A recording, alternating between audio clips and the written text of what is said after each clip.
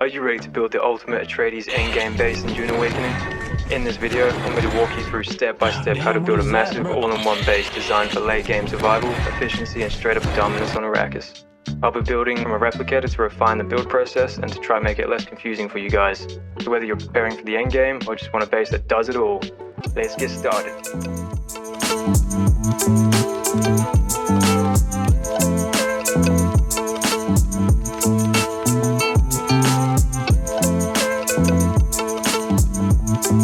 We start off with this wing here, build the foundation, then build it all the way up. And then we start building the foundation for the whole thing across. And then we start working our way up on these external walls, going all the way around to build the structure. Then we start placing each wall for every room. And trust the process, stick beside me all the way, and you two will end up with this amazing base. Let's take a look at what we're dealing with. To start off with, we've got the ground entrance. Come up these nice stairs, representing Atreides. Leads into a nice big lobby, high ceilings using these special pieces. Looks pretty fucking cool, I reckon. And then that leads into a nice living area where you can come chill out. And this leads out into the back garden, which we've got rid of the landing pads now, and we've just wrapped around the walkway. That leads into the landing pads over there. Still got the nice views. I did update a few things. Things have changed, but that's all in the build. And I'll show every piece by piece, so don't worry about that. Just trust the process and build alongside me, and you two will end up with this shit. We've redone all the ceilings as well, so all the interior ceilings have all been updated. Makes it look a bit more finished. And this room leads into the gear making room. You make weapons, make your armor, repair, scrap them, store some stuff. This leads into the main lab. You can fit a large refinery here and then a large spice refinery here. I haven't got up to making them yet, but I'm very close to a couple of these. Got the main bad boy over here. And yeah, plenty of space.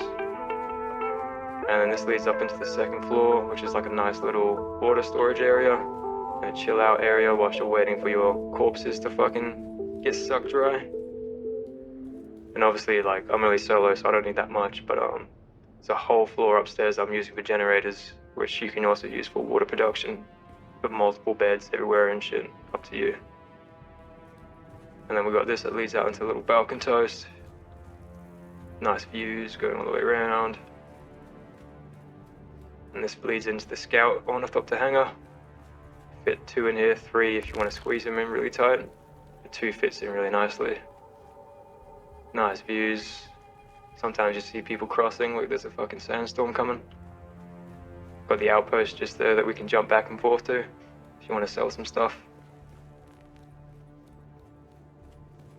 And then that leads into the carrier ornithopter level, and that leads into the assault hangar. Little chill out area overlooking. This used to be the garage, and now it's a scout hangar / Mark 6 vehicle laboratory.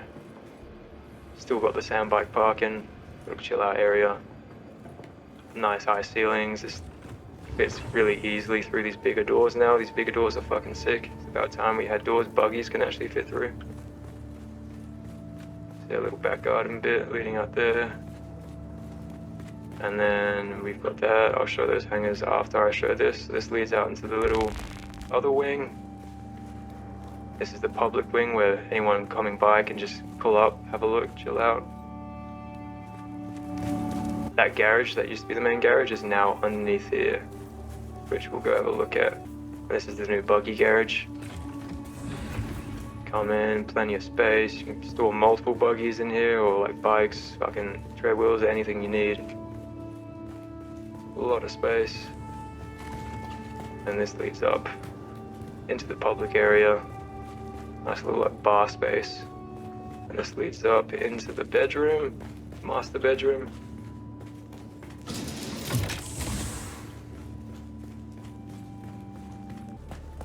And then this leads up onto the roof of this bit. Another chill out area, and this is where you can put all your turbines and stuff. So then this leads out into the little bridge that connects that wing to the main wing. And that also connects the back garden this little platform so you can walk all the way around, and it's all connected. Everything's connected. And this leads down into the vault, so you can walk straight into the vault. This. That's what it looks like. So there's an example storage that would go in every single one. So you can fit what, 1, 2, 3, 4, 5, 6, 7 more medium storage containers in there. Plus the 3 I have down here, plus the other little spots around the place. Pretty cool. And this leads up into the assault ornithopter hangar. Bit of a tight squeeze, but if you're good enough at flying, it's no problem. Fits perfectly. And we'll go back down. And that leads into that. That leads into the scouts. We'll go up. And this is that floor I was talking about. I'm using it for my generators, because it's so much easier just using generators for power instead of trying to keep the turbines going when you're like AFK for a few days or whatever. It's a lot more reliable, easy. All you need is fuel cells. But yeah, you can fill this up with beds, water, storage, anything. Just extra storage you can use. And then this leads up into the carrier hangar. Right now I've got my assault parked in it, and you can see how much more space the carrier has to fit in. And that leads out to a Balkan toast over here. Little upgrade, little update. Just run through here. Finally got this going as well, so I'll be able to make some Mark 6 vehicles now. That'll be fucking sick. Let's take a look at this. We just got a normal landing pad over here now. Nothing fancy. And this leads up into this, because before I had way too many landing pads and it looked hell off. I'll just show you the downstairs bit. So this is like where the main office was, or is. Just more extra space you can use it for whatever you want. Instead of this being blocked off, there's now another entrance walkway that gets you around down to here, so you can park up. There's another landing deck down here. So if you are just a random person wanting to come check it out, you can land wherever, and then if you come through this doorway, it pretty much gives you access to the whole base. Server is Libra CG Crab on the Oceanic. So yeah, come have a look if you wanna take a closer look at everything. And I'll go through here, and this just takes you out onto the landing pad. You see the levels to the ship. And this is just another way to get into this landing pad. So this can be like a little bedroom or whatever. I've run out of lights, that's why it's pretty dark in here. But yeah, up to you if you want to use it or whatever the fuck you want to do with it. Completely up to you. But yeah, if you like the look of this base, I'm going to show you how to build it piece by piece. All in one, Atreides End Game base.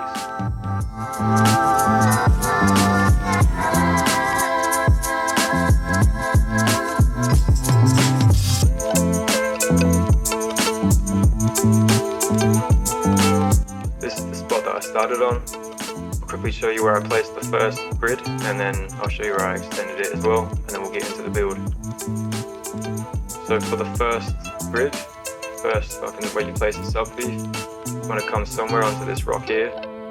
It's right in the middle of these two rock formations, as you can see. And our aim is to make a cliffside mansion. So we're going to try and get over this ledge and go a bit further. So for the first sub-thief, we're going to come in between these two rock formations, kind of in the middle. And it's on this rock here, so you can see the rocks come all the way around. Some small rocks here. Maybe these two rocks is what you can kind of gauge by. So on this ledge here, I'm going to come right here. And round about right here is where you want to go. And then we'll be extending out. One extension that way, one extension that way, another one that way, another one out there. There's also one here as well, and then two going up. And place your best foundation right on this corner here. Mine's just shy away, but you can get as close as you want. This is the furthest away bit. And you can also go down a bit more, you don't need to be this high up. I'd say around maybe half this height would still be okay. Alright, let's get it. So that's the first foundation, and I don't want the foundations to look to go all the way around. It's hiding now, so we're gonna add some walls.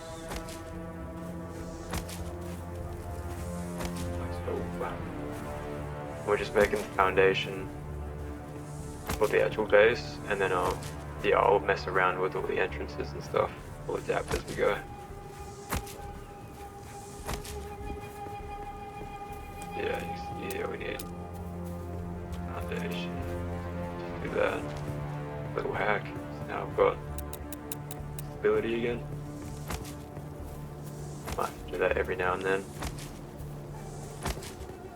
Because now it's heightened too, I could make use of this area down here. Make it a big ass garage or something. We'll see what happens. We just go with the flow here.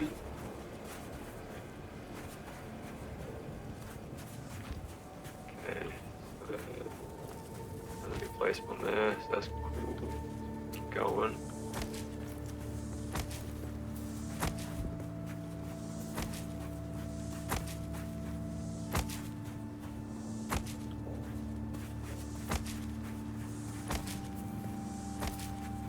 Yeah, okay, so that's that. So now we'll go on to the wedge pieces. I mean the inclines. This is the steep incline as well. From this last one that we just placed. Start going around. This normally would be like one of the last things I would do if I was building it from scratch. It's just like the final touch-ups, but since we're going from the ground up, kind of doing it backwards. That's right. Bring this all the way around. Might even put like a garage door there or something so we can get the bikes in. We have so much space, I don't know what to do with. So that was where the entrance was, so you can see how much higher it is now. So that stairpiece was at the bottom. You could just walk up, but I'm gonna have to mess around with it now. Alright, so that's this first main bit done. The stuff filling it in. That's another stairpiece. And then there's another layer of these inclines. Missed one because that's the start to the whole thing. The stairs, missed one. Keep going around.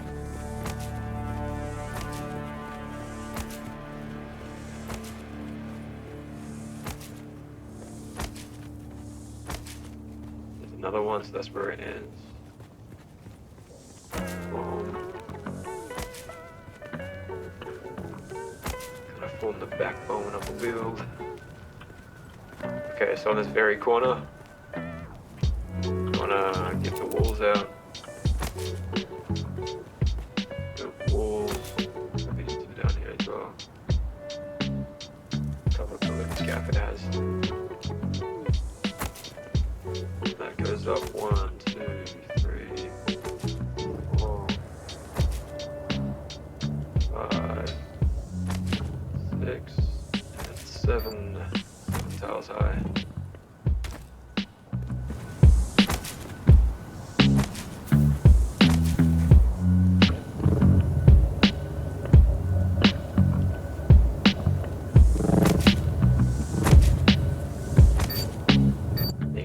Pieces come round as well.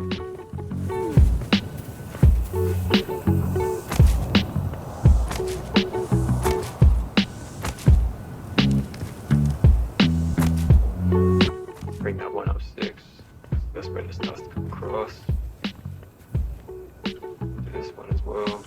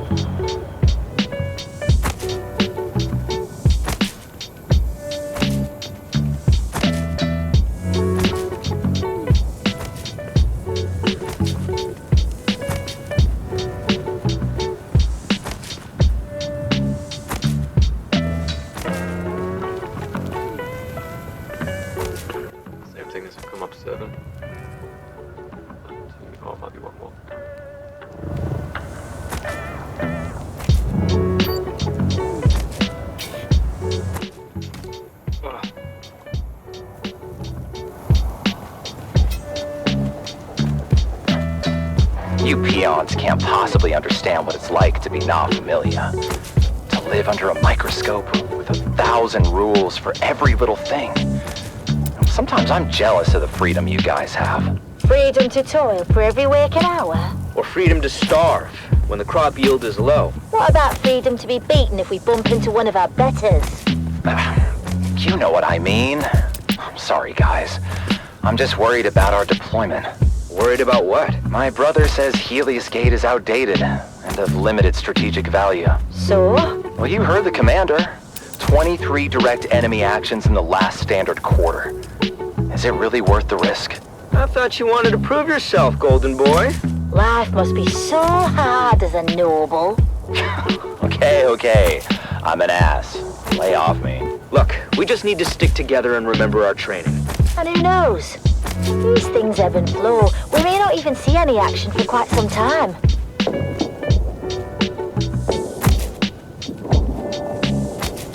As their dropship navigated the flak-filled descent corridor, our three guardians could see the action unfolding below. Get up, first platoon! We are coming in hot! We are entering a live combat zone! Do not, repeat, do not linger at the dropship once we are touched down! We need marksman to observation decks, and the rest of you, reinforcing access points. Helios Gate must hold.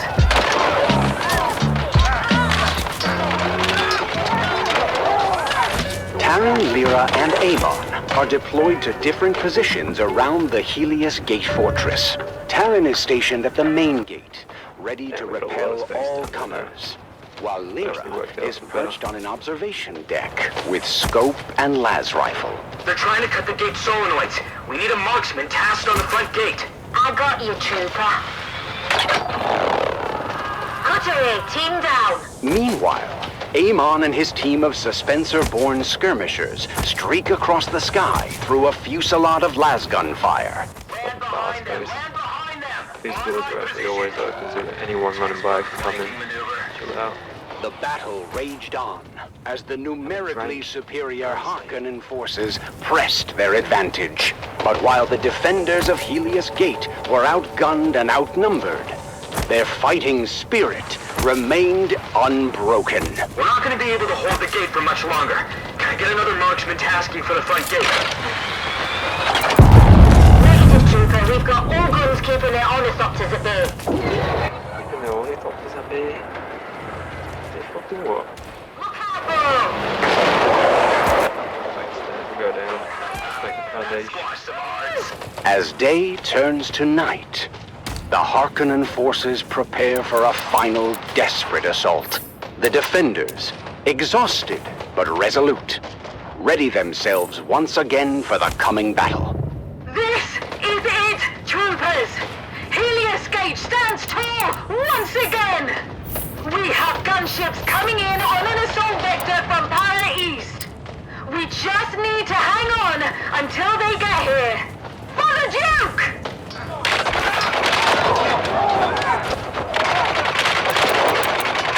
In the thick of the battle, Taran continues to defend the front We'll make this gate. another garage His for strength buggies or and whatever. determination an inspiration to those around him. They're trying to break through the old-fashioned way. Lyra's precision fire thins the ranks of the oncoming enemy as Amon is redeployed to the battlement. Ah! I've been hit! The front gate isn't going to hold. Taran finds himself in a perilous situation. He is injured, and the position he holds is about to be overrun by the enemy. Lyra, from her vantage point, sees Taran's predicament and desperately tries to provide cover fire. Hold on, trooper. Hold on, I'm trooper. trying to cover you. Oh, this just took down memory. But then, just as hope seems lost, Amon streaks, Suspensor-born, across the sky and fights his way to his fellow young guardian. Come on, Taran, let's move! It's too late. The gate won't hold. Alright, we have officially upgraded the base. There's so much for the base.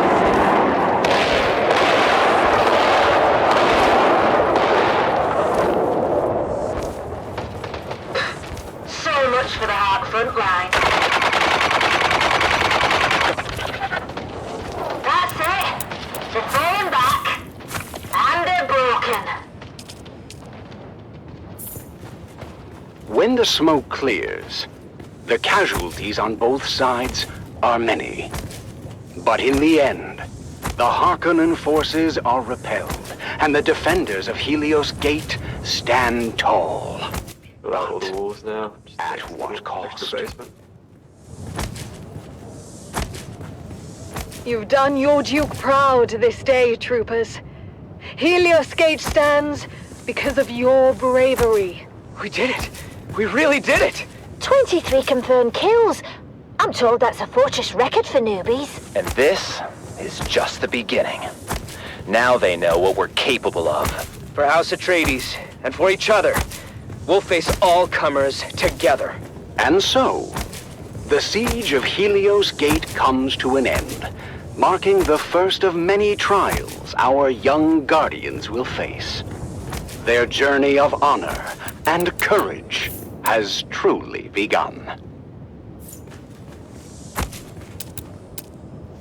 Join us next time on The Young Guardians as our heroes continue their journey, facing new challenges as they uphold the legacy of House Atreides. Until then, remember, honor and loyalty are the true marks of a warrior.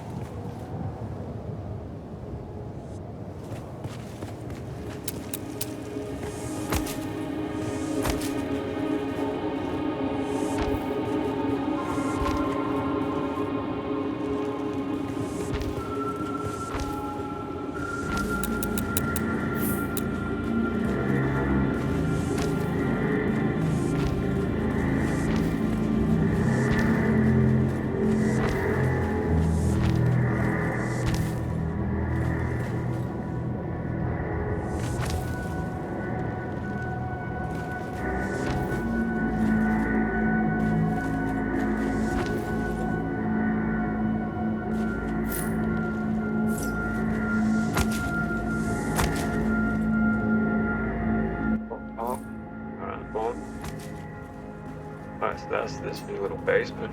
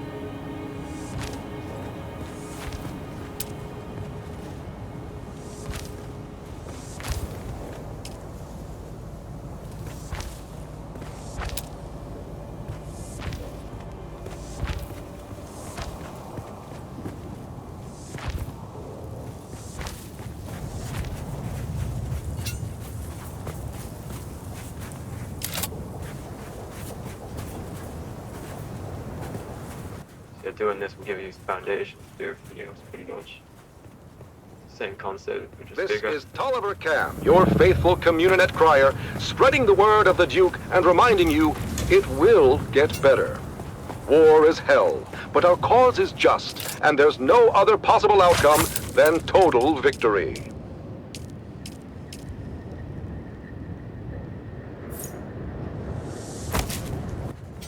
public fucking parking. We have the bar, and we have my personal chambers up there.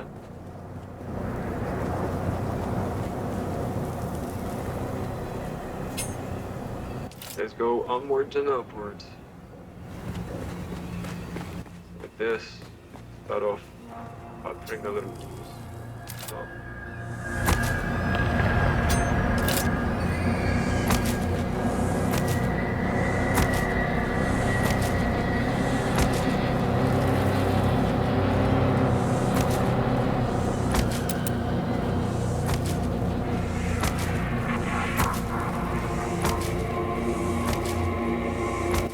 It does take a lot of blast stones to be ready for that shit.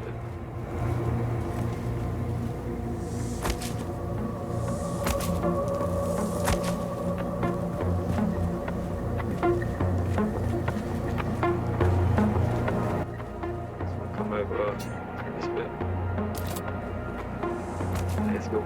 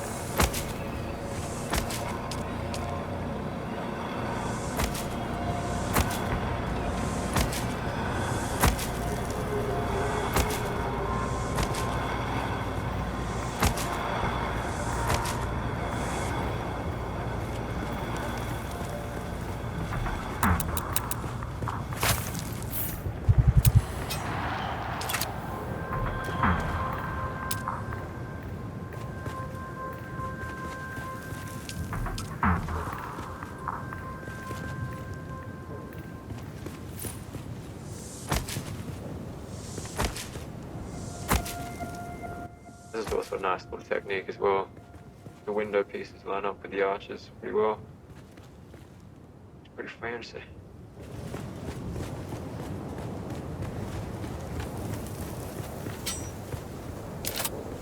Into the jaws of death.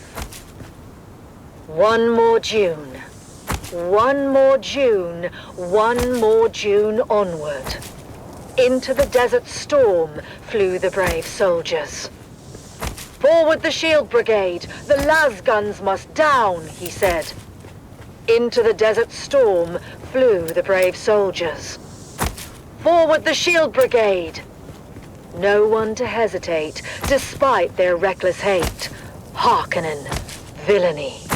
The troops not to ask what's right. They carry our sacred light, theirs, but to stand and fight. Into the desert storm blew the brave soldiers. Las guns to right of them. Las guns to left of them, las guns in front of them, lightning and fire beam, forward to final breath. Boldly they flew, and well, into the jaws of death. Into the mouth of hell flew the brave soldiers. Flashed all their crisp knives bare, flashed as they turned in air, slicing the gunners there, charging an army, while Arrakis all wondered. Plunged in the battle smoke, right through the line they broke. Harkonnen and Sardaukar reeled from the crisp knife stroke, shattered and sundered. Then they flew back, but not all of the soldiers. Las guns to right of them, las guns to left of them, las guns behind them. Lightning and fire beam forward to final breath. They that had fought so well came through the jaws of death. Back from the mouth of hell, all that was left of them, left of the soldiers. Ne'er will their glory fade. Oh, the wild charge they made. Atreides, in debt to them, honor the charge they made. Honor the Shield Brigade. Oh, noble soldiers.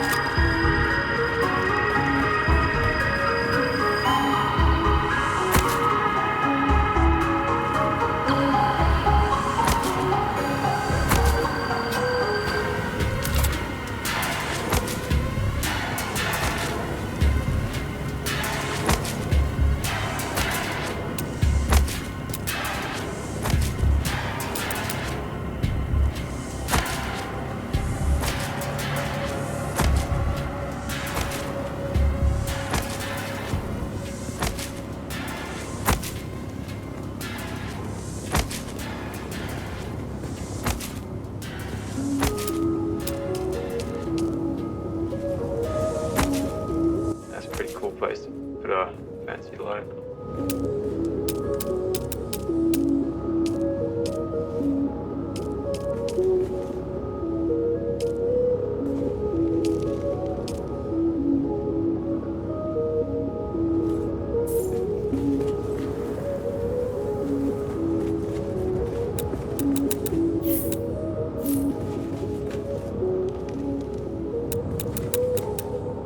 More walls.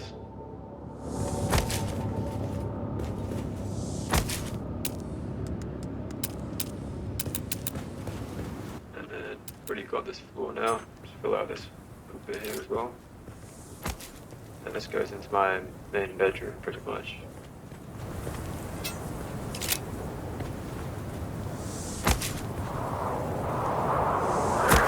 It's the Wastelander Chronicles, brought to you by O'Gary's Imports. O'Gary's Imports. If you want it, we have it. And if we don't have it, we'll get it. Join us now as we journey to the blistering sands of Arrakis, where we follow the adventures of the O'Gary clan, a pioneering family of salvage experts, as they scour war-torn battlefields and crash sites to discover their next great haul.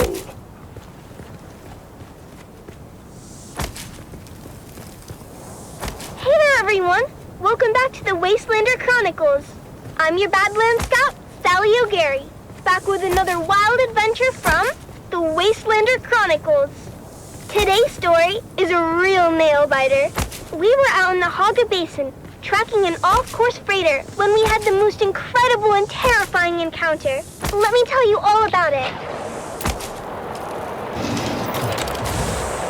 We were cruising along in Clovis, our trusty 68 Shom Landmaster.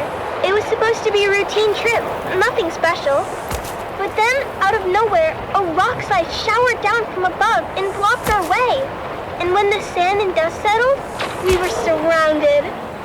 Over a dozen of the fearsome desert warriors, known as the Fremen, materialized from the gloom. At least we thought they were Fremen, but their faces were hidden behind weird iron helmets. But Fremen or no, these guys were all business. The one with the biggest helmet stepped forward. He seemed to be in charge and didn't waste any time accusing us of trespassing on Masquerade territory. Drink. Masquerade? No. I've heard of these clowns. Maybe not these. Here we go. I'm just asking. Don't I have a right to know why my wife is always chatting up the handsome sheriff? He gives good intel. Is that what you call it? By that point, I guess Big Helmet had enough of Mom and Dad's bickering, because he got real mad and ordered us buried up to our necks in the sand. But just as they were gonna drop us into chin-deep pits, something incredible happened.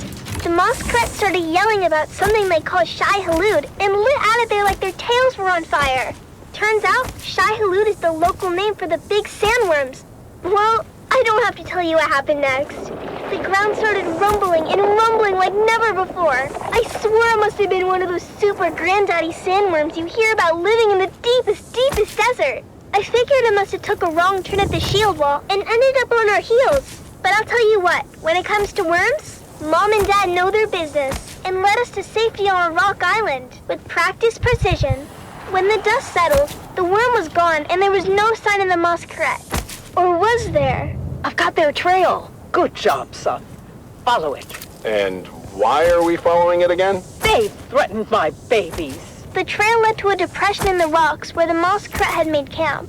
They posted guards, but they were no match for us. The best part is, after we killed them all, I found an old handwritten map tucked into Big Helmet's boot. It smelled like farts and old cheese, but I slipped it into my bag anyhow.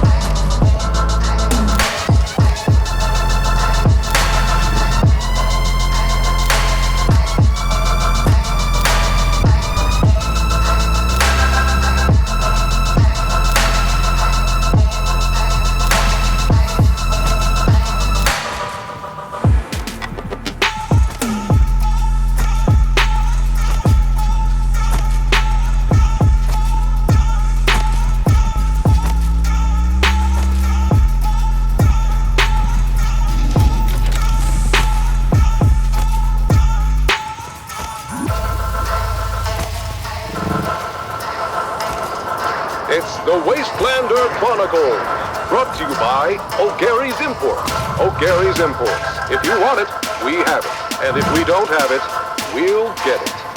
Join us now as we journey to the blistering sands of Arrakis, where we follow the adventures of the O'Gary clan, a pioneering family of salvage experts, as they scour war-torn battlefields and crash sites to discover their next great haul.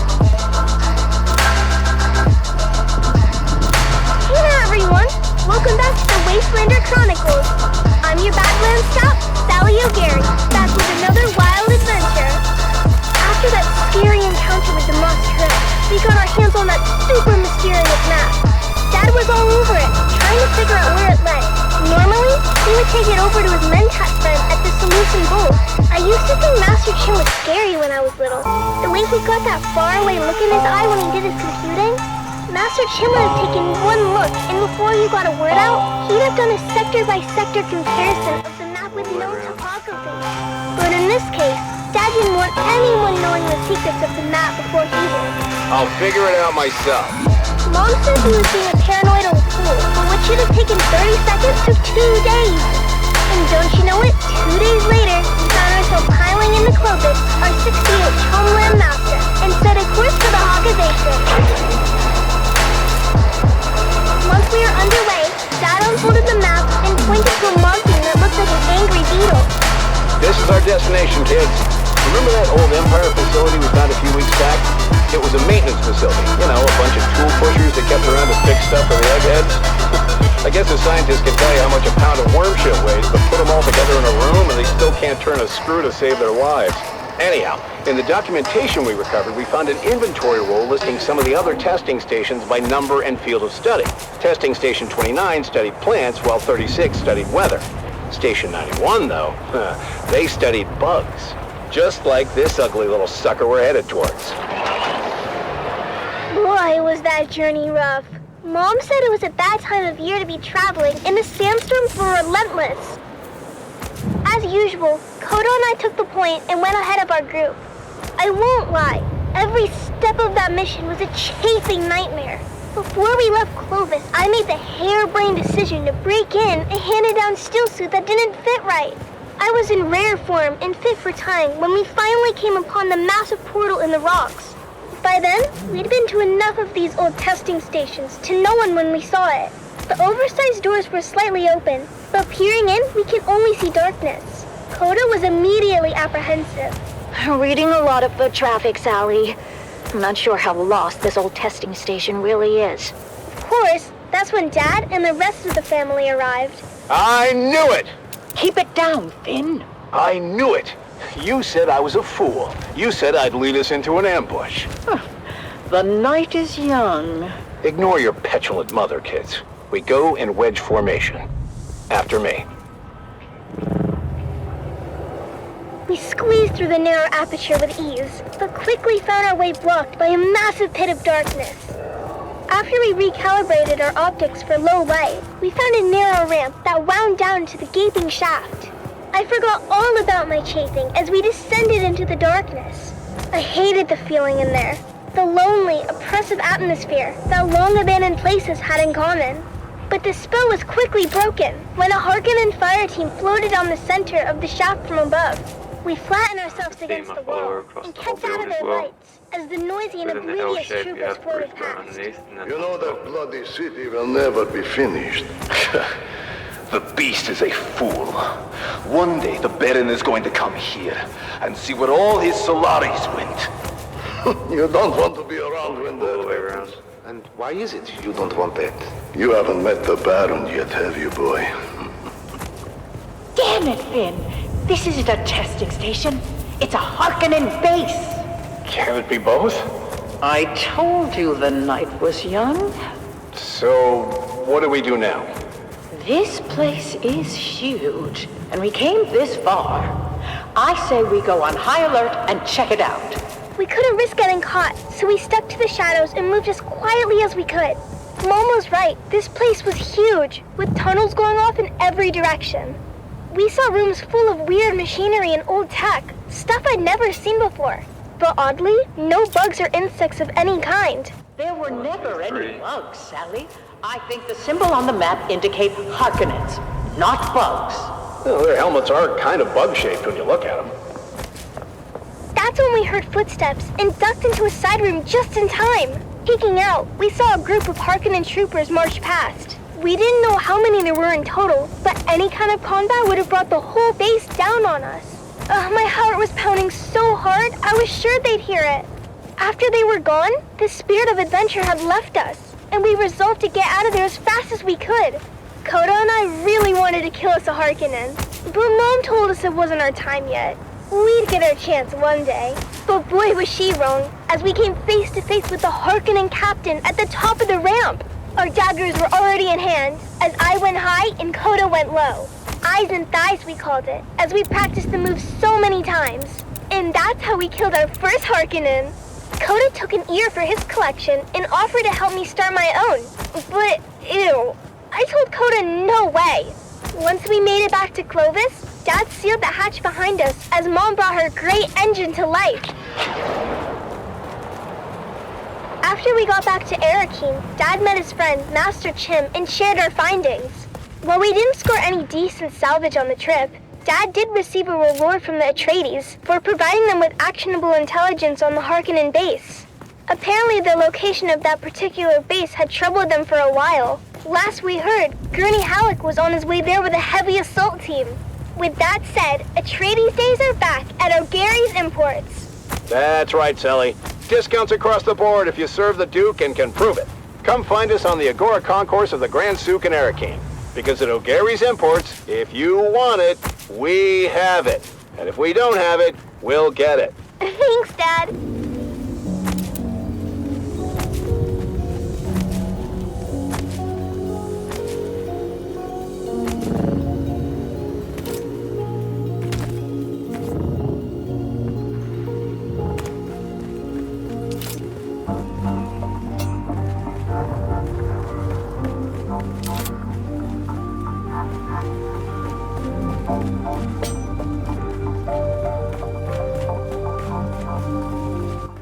Where the bridge starts to connect.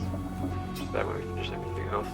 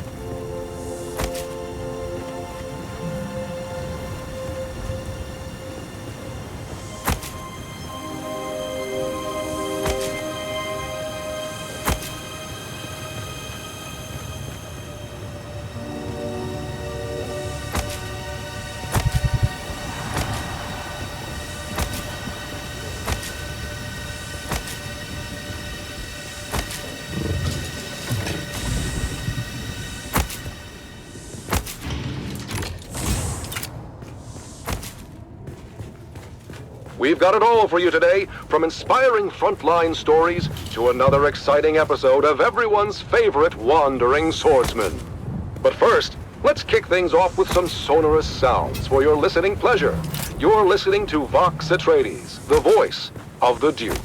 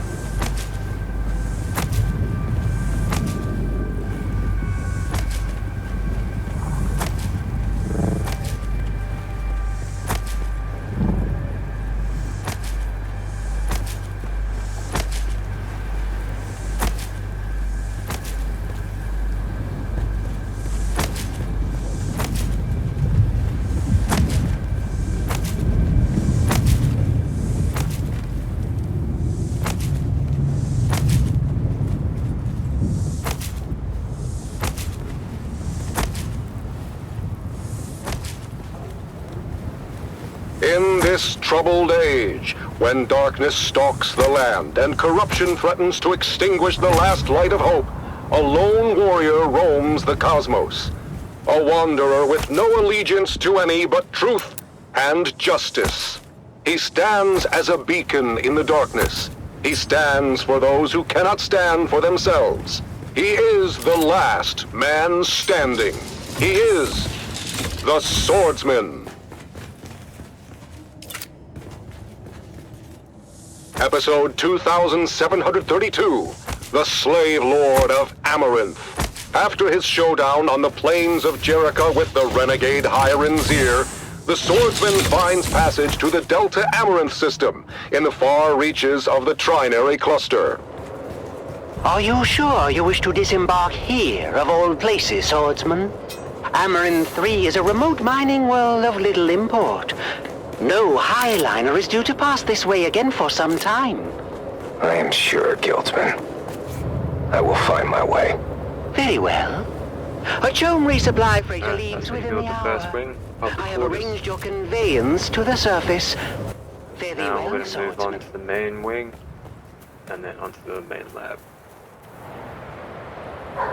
This is where you can park all the ornies, this is where you can store all the stuff, has a storage vault, there's the salt hangar. Oh, there, boy. You run as if the hounds of Hades were at your heels. You got this good job, then let's keep going.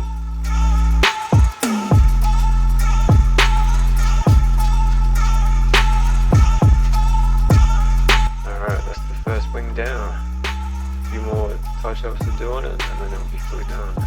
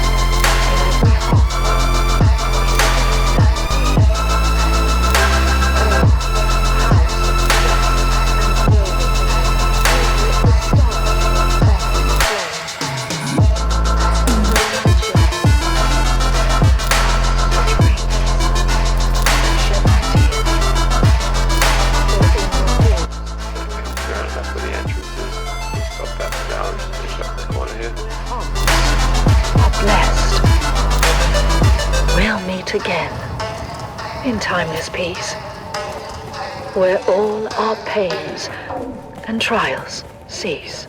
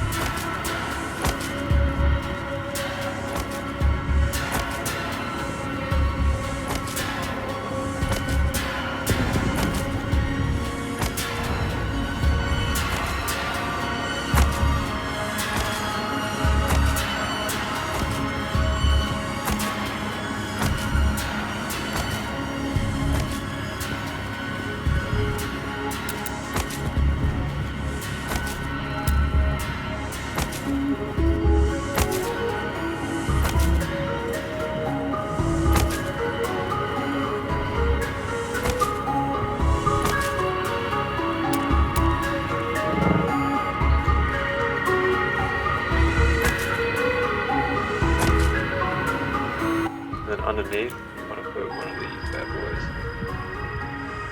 And that's the bridge that connects to the second floor of that bit. We'll stop there for that. We'll just keep finishing off this. We'll connect this bit up once we fill all of that.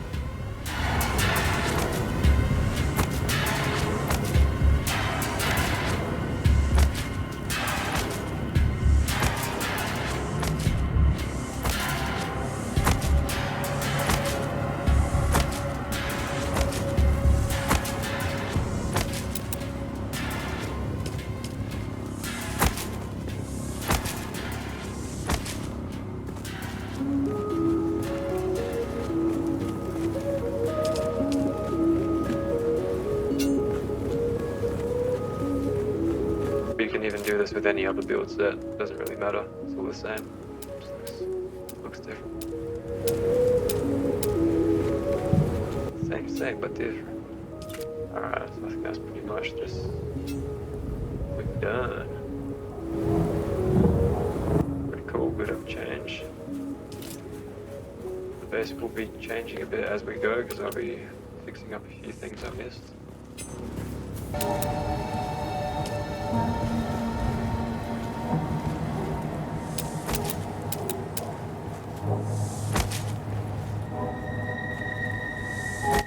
So if you can't support it, just put a foundation around somewhere close, and yeah, should be good.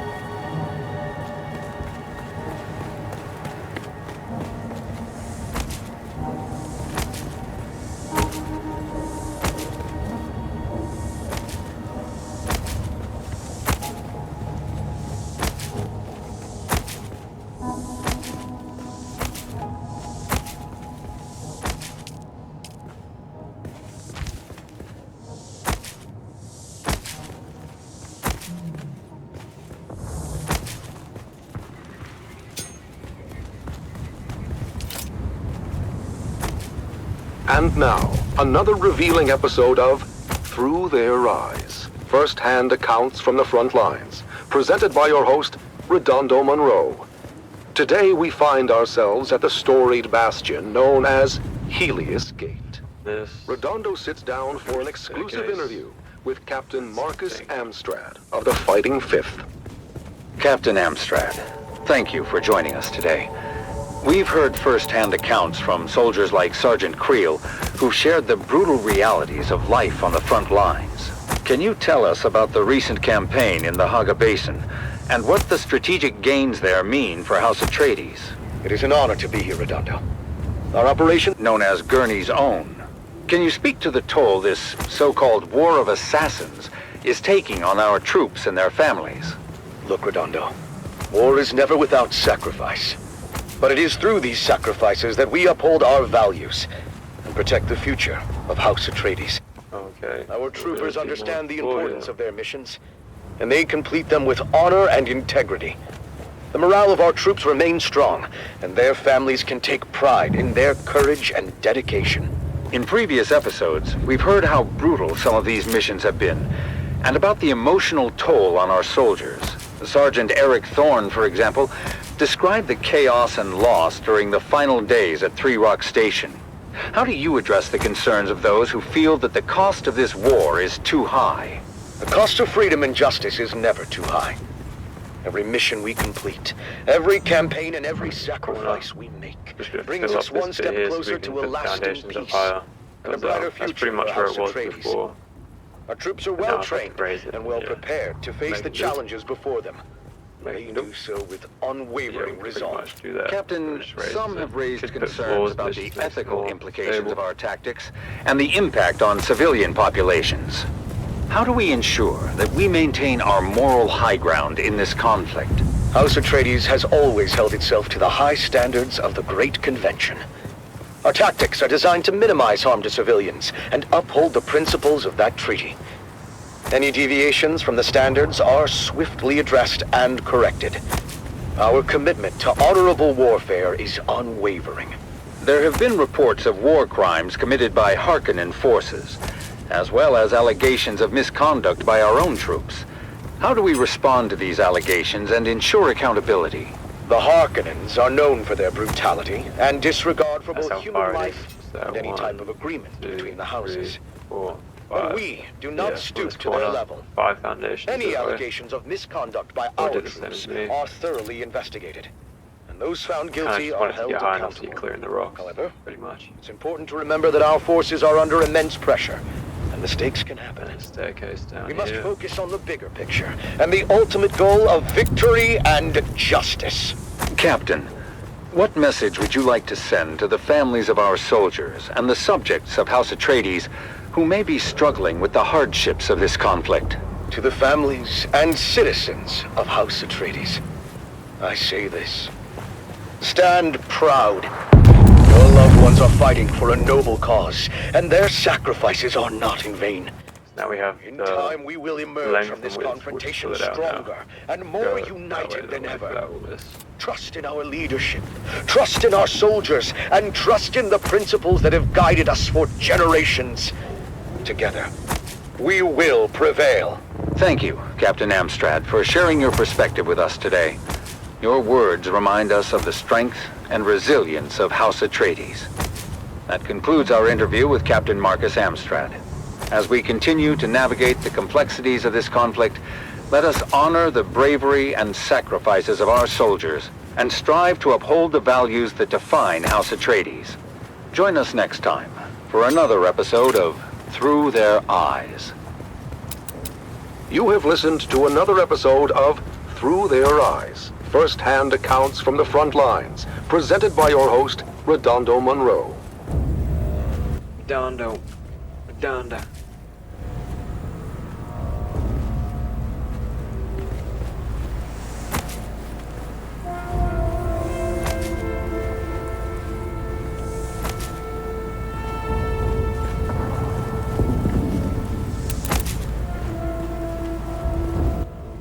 That's pretty much was the old garage, but since we can't really get up here now because of the new entrance, and that's a lot of space, we can turn that into the main garage. Might have to widen the door.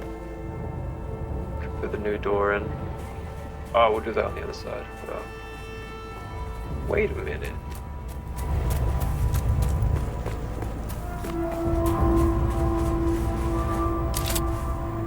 We need 3x2, so 1, 2, 3, maybe we can go like here.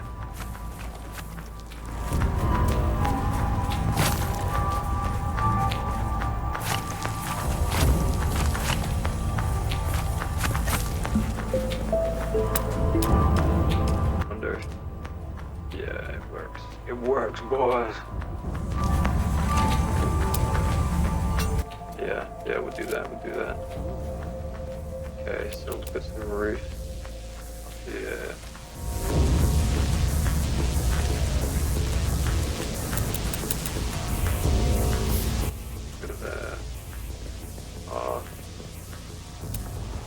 give it a lift.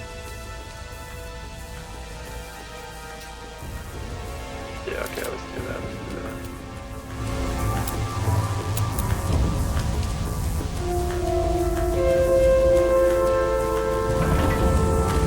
Bastard. Where doors only close the exact second you try to get through them.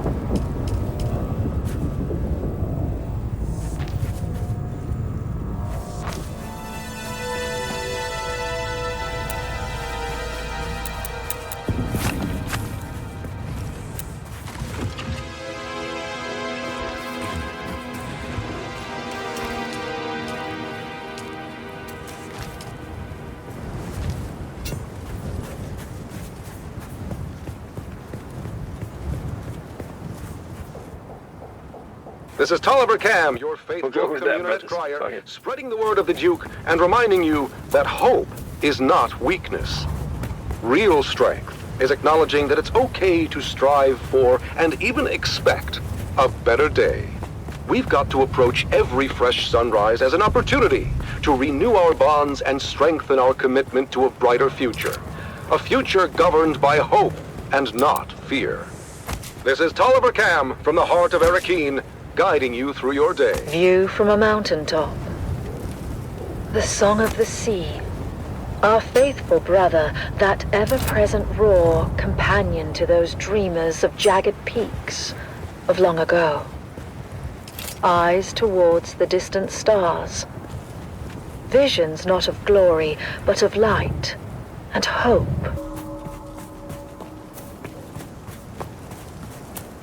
I'll also just make this one door.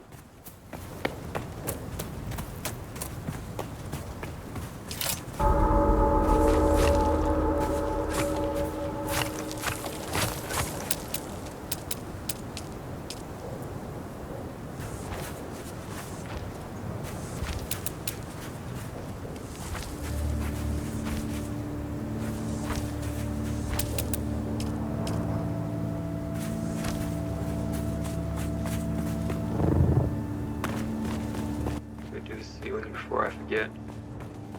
Yeah. And we're not going to do it right to the top because we don't want to poke through the lounge area. So we're going to do it on that line here pretty much. That'll be the top of this room.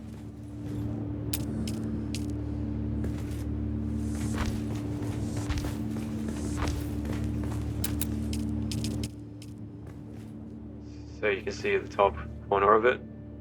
It's poking through. You can see that on the next level. So I'm gonna do this like that. So not like this, like that. The buggies can still fit.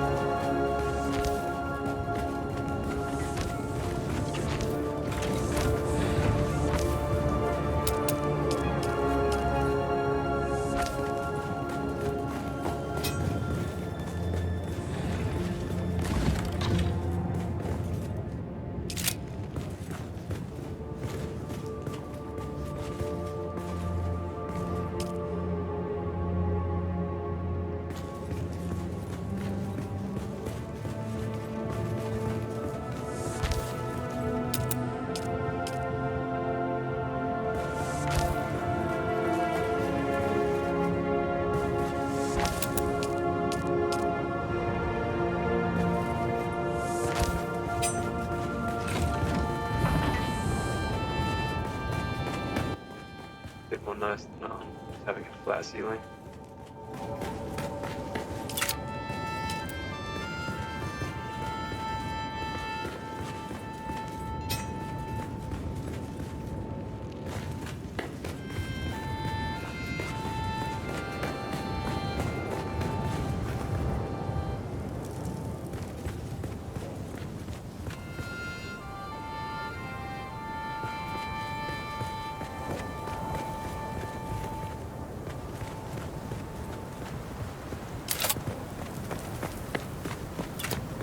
Where we left off, I'm over here.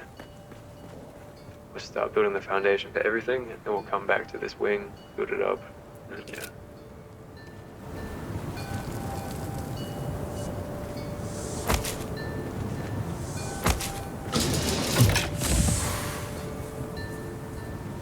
Okay, so that's the ceiling piece. Since we're pretty high up, instead of piling up foundations like we did over there, we use ceiling pieces. From this door, this is where we ended up before. Coming out 1, 2, 3, 4, 5, 6, 7, 8, 9. Alright, so we came out 9. We'll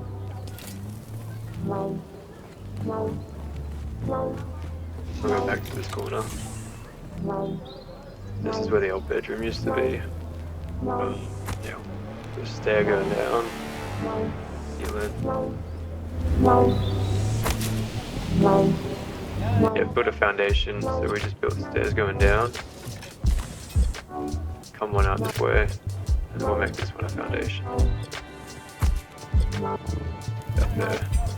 That should support us for a little bit.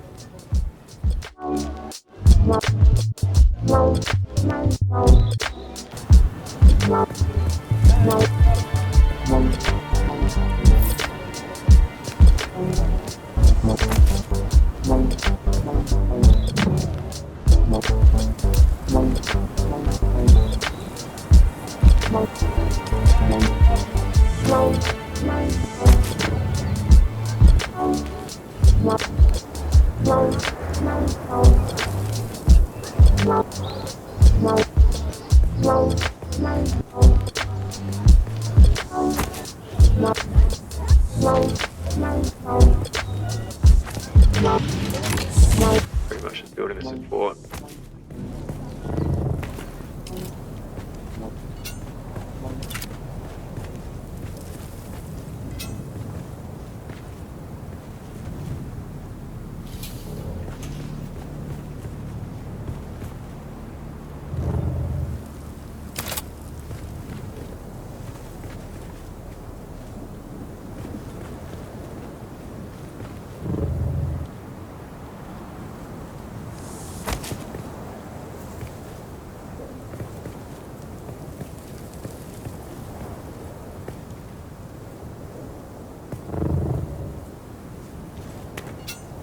This is getting confusing.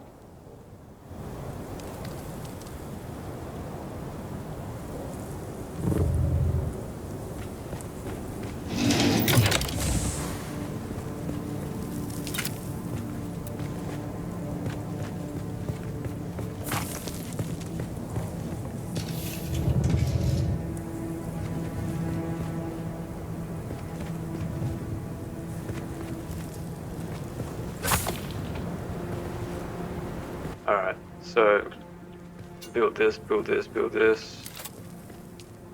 Chuck your foundation down there. Secure. Chuck another one down there, fuck it.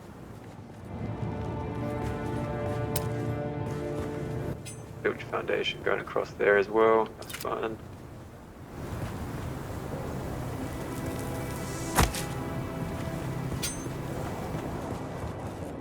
This. Oh, it's fucking carpet. God damn it. Okay. Come out 1, 2, 3. 1, 2, 3, 4. 5. That's that, and we'll fill out this little bit. Kind of like a little personal office.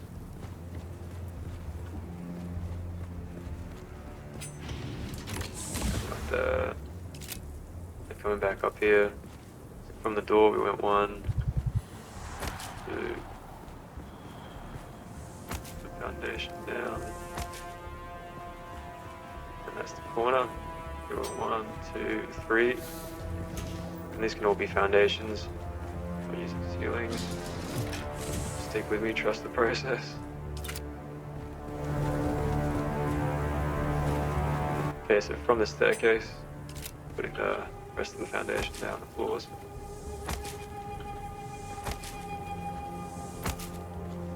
This makes the little personal living room that leads in from the lobby. And you can park your ornies out there if you want to come in quickly and drop stuff off. We got storage here as well, just down. This is where some medium storage containers can go.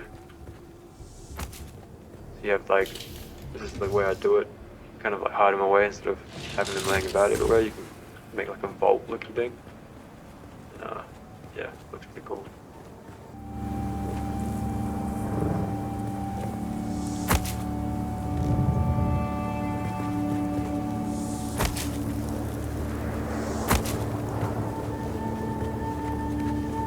This is the lobby. The main entrance where you come in. 3x3.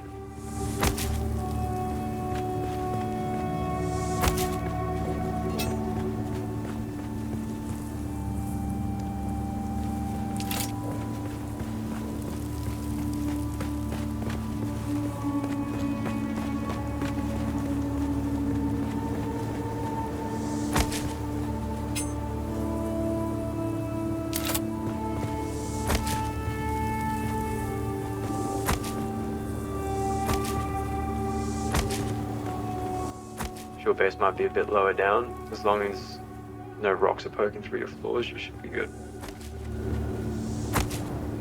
Normally it should only take 1, but yeah, I've raised it this time, so.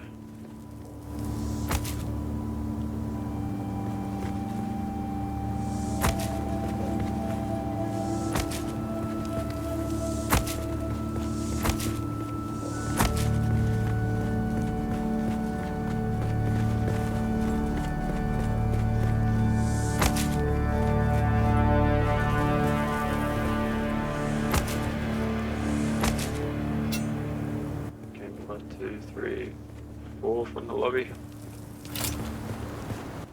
This is leading into the main lab area. There's a staircase going up to the next floor.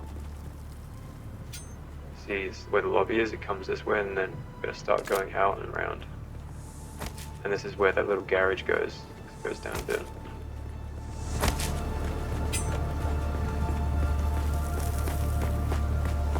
From the entrance. Come out 1, 2, 3, 4. 1, 2, 3. 1, 2, 3, 5. And that's the edge of the main lab.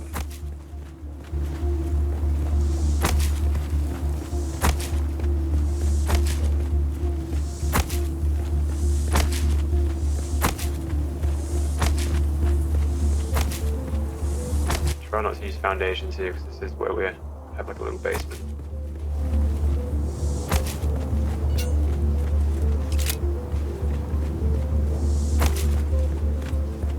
See here, we need more foundations. Just put more foundations down. This corner over here is fine, it's just because the stairs goes down here. It goes like over the top of this pretty much.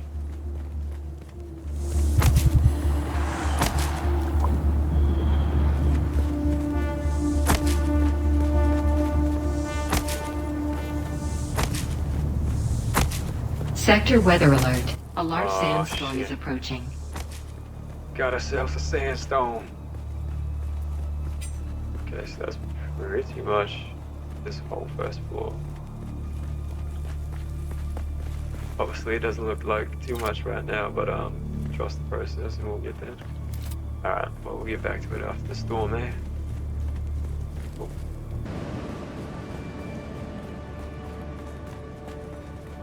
Goddamn sandstorms. There's a big one. Fish. Alright, where were we? Alright, so now we've got this first floor down. Pretty much. Oh, there is the balcony toast as well, the balcony. I think we'll do that when we get more foundations down, because I don't think that'll be supported very well. But yeah, to do that, let's go down. So from this middle bit, your staircase, go down, 1, floors down.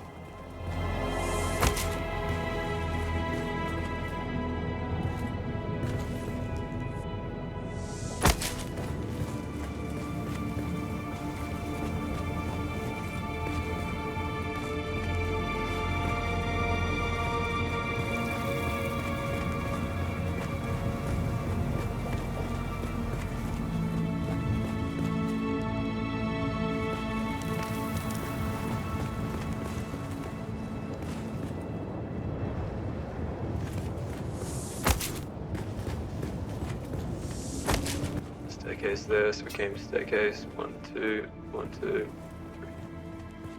Staircase. And this is making that little buggy garage that's underneath. On the stairs. I'm just using ceiling pieces here.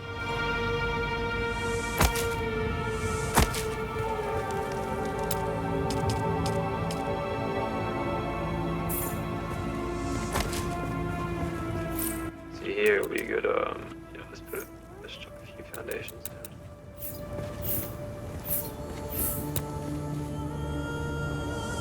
Give us some more support.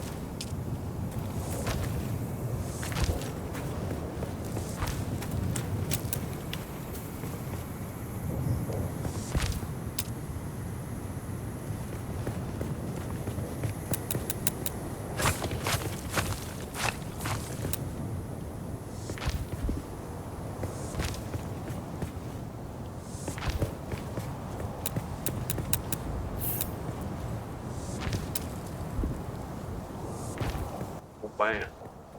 Man's getting thirsty.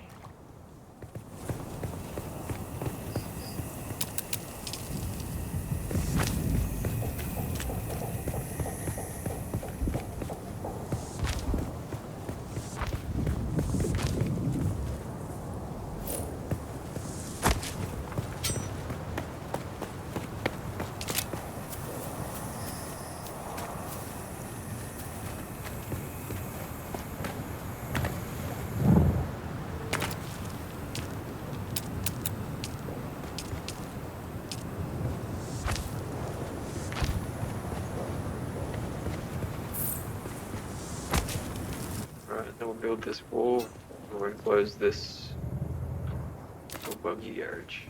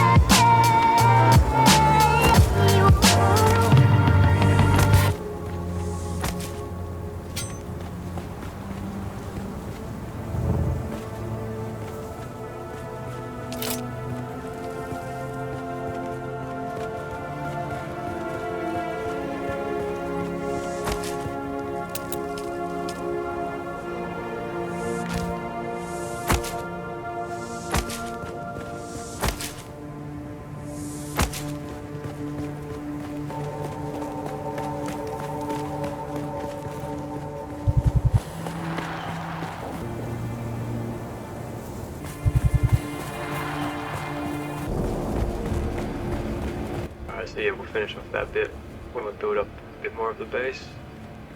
Let's just have a quick look at what we've done so far.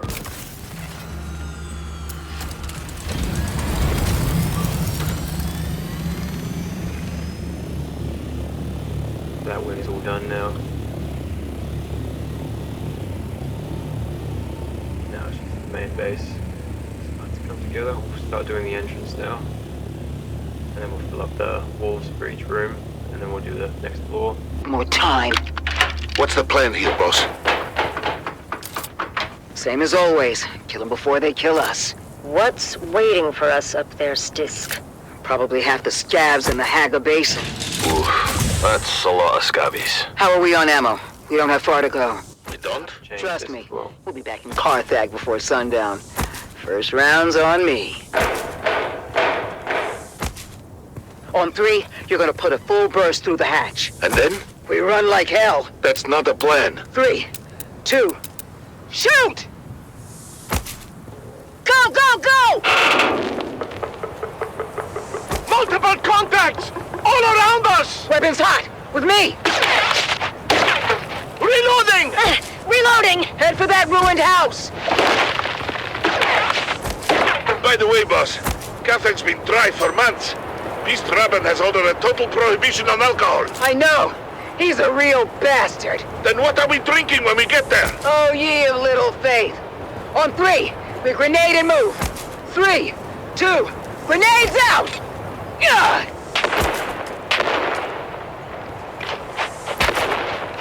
Almost there! Where? Box Canyon! Just down this grade! A box canyon? That doesn't sound good. Go, go, go! Keep going! All the way to the back! The end of what? The dead end? Here! Where? Oh, shit. The canyon wall is fading. It's a Solito hologram. That's a big door. Locked. Lucky we have the key. Haha. Your sentimental family heirloom. It is now. Inside, quick! Closing door! What now? There's got to be hundreds of them out there. Trying to get in here. We ride home in style. Val, get the lights. Nice. It's a Mark IV medium chum gunship. Can you fly it? Does a worm shit in the sand? Mount up. You know this is overkill for a bunch of scabs. The gunship isn't for the scabs. Check the hold. Shy Halud. That's a lot of booze. Stisk, you crafty devil. Told you, Val. First round's on me. Buckle in. Next stop, Carthage.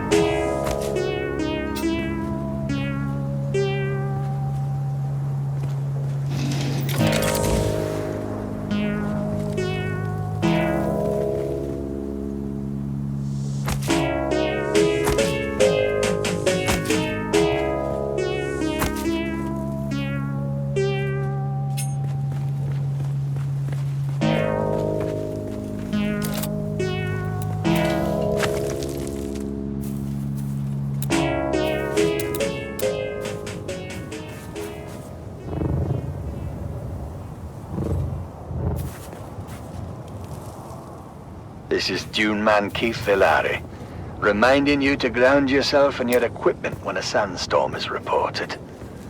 My crew kept working through the first and second warnings until static electricity shorted out our transmitter. As a result, we missed the warning, telling us the storm was bearing down on our position. Aye, many widows were made that day. Be profitable. Be safe.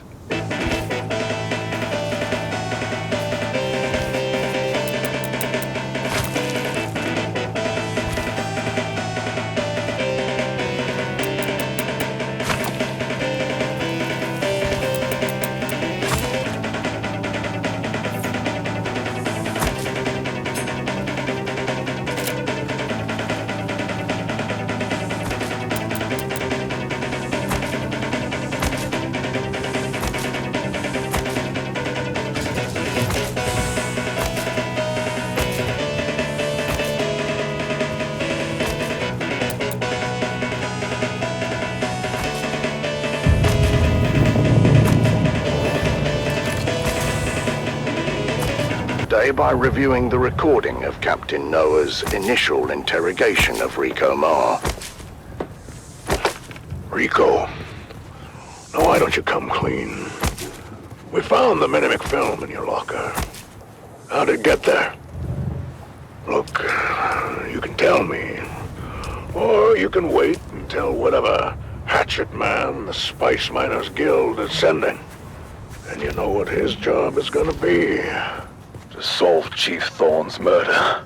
No, you idiot. Chief Thorne's death is the least of it.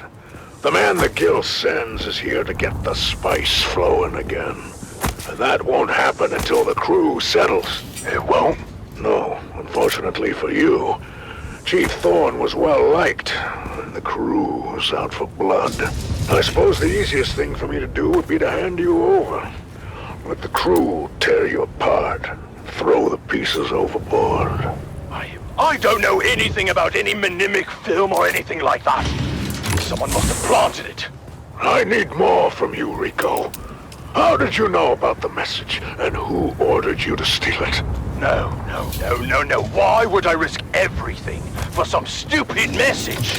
Yes, Thorne and I fought. That doesn't mean I killed him. Rico was adamant that he spent the night of Thorne's murder alone, in his bunk. That is, until a witness came forward saying otherwise. Sorry, Captain, I didn't remember it first, but I did see Rico that night. You saw him? Where? Slipping into the sugar wire hut. Okay, I was there. I saw the message come in and I took it. But I didn't kill Thorne. It was at this point I arrived on the Titan and witnessed the following. Why did you take the message? I thought it might give me some dirt on Thorne. Something I could use against him. He was threatening to ruin my life. Give me your hand, Rico. Sir? Your hand, son. Place it flat on the table. Like this. Ah! That knife is clear through your hand now. And if you ever want to have relations with it again, it's time to start talking. Or I could just twist. No further application of pressure was necessary, as Rico Ma finally confessed. Tessa put me up to it. It was her all along. She knew Thorne was getting those messages. She wanted to expose him, get him kicked out. It was all her idea. Tessa Lim, the engineer. My investigation into Tessa Lim took me to the operator of the sugar wire shack during Thorne's rotation. Conflict? You could say there was conflict between Thorne and Tessa. We couldn't decide if they hated each other or had some secret, twisted thing going on when no one was looking. I guess hate won out in the end. What was the source of conflict between Thorne and Tessa? Everything. From resource allocation to safety protocols. She was never happy with a single decision he made. What about the encrypted messages? Thorne received a few of them over the past months. I never decoded them. Thorne handled that himself. One by one, the pieces began to fall into place. Engineer Tessa Lim had a combative relationship with her crew chief and wanted him out of the way. But I knew there had to be more to it. And to discover what that was, I would have to go to the source. Thank you for cooperating, Tessa. Oh, what choice do I have? None. Tell me about Thorne. Thorne was a special kind of incompetent. The dangerous kind. In spite of what you think, it wasn't personal. His bad decisions put our lives at risk. He was well regarded by the crew. Big whoop. So he was popular. Doesn't mean he was good at his job. How does Rico fit into it? I never told Rico to steal anything, but I knew Thorne was receiving those messages on the down low. And when Rico came back with his face busted in, maybe I put the idea in his head. To steal the message? Yeah, but if anyone needs to be investigated here, it's Lena Orlov. Her and Thorne had something going on. Interesting. I've heard from others that you and Thorne had something going on. Don't make me throw up. Jarek Thorne makes the Harkonnen look attractive by comparison. Tell me about Orlov. To start with, Rico sleeps in a bunk. Thorne has a cabin with a door. So? So, unless Orlov can see through wood, how could she know that Rico was in Thorne's quarters that night? She must have been there, right? Inside Thorne's cabin. How else could she have such intimate knowledge of his thoughts and plans? The accusations were flying fast and loose, and tensions were running high. As I wrapped up the interview with Tessa, she dropped another bombshell.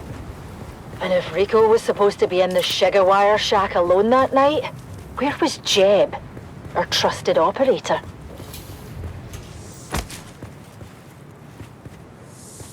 The mystery deepens on the Sand Titan as the web of deception grows. What is the truth about the relationship between Thorne and his shift supervisor? And what was Shigawire operator Jeb really up to at the time of the murder? The truth is out there, dear listener, buried in the sands of fate. Join us again next time as we uncover more secrets and lies on Death on the Titan.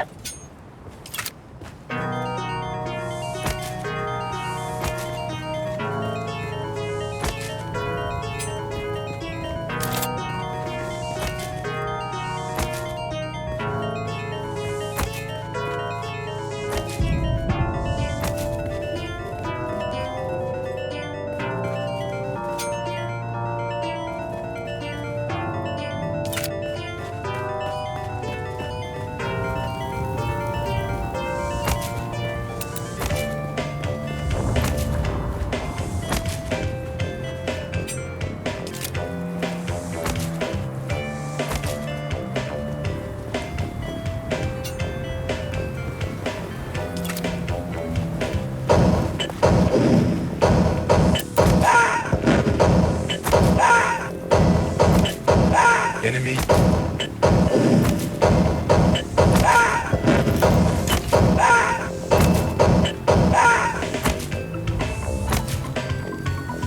Yes, sir. Acknowledge. Yes, sir. Moving out.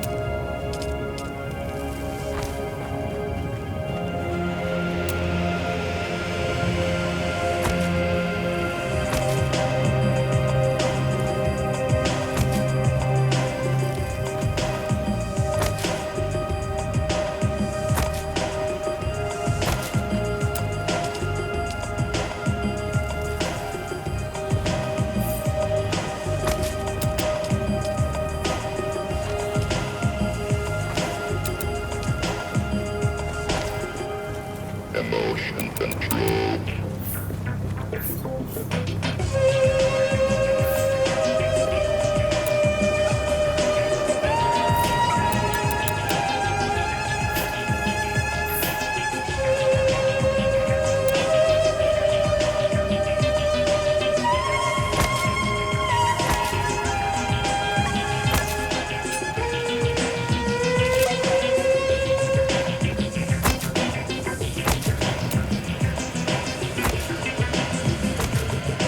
Emotion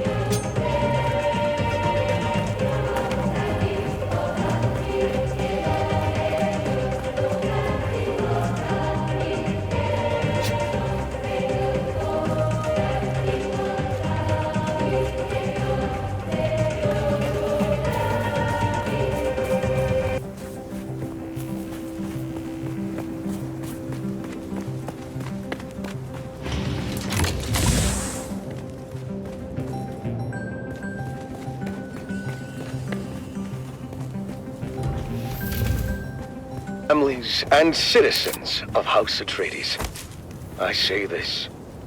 Stand proud. Your loved ones are fighting for a noble cause, and their sacrifices are the principles that have guided us for generations. Together, we will prevail. Thank you, Captain Amstrad, for sharing your perspective with us today. Your words remind us of the strength and resilience of House Atreides. That concludes our interview with Captain Marcus Amstrad. As we continue to navigate the complexities of this conflict, let us honor the bravery and sacrifices of our soldiers and strive to uphold the values that define House Atreides. Join us next time for another episode of Through Their Eyes.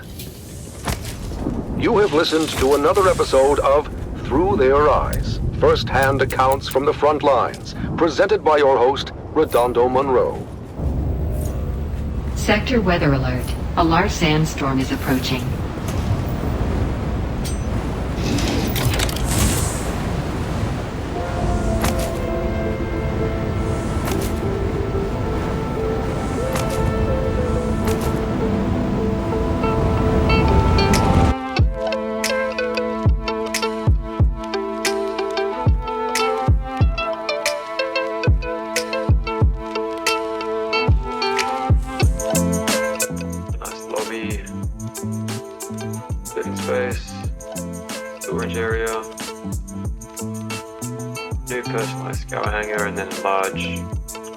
Vehicle manufacturing. Nice balcony with landing, exterior landing pads. Run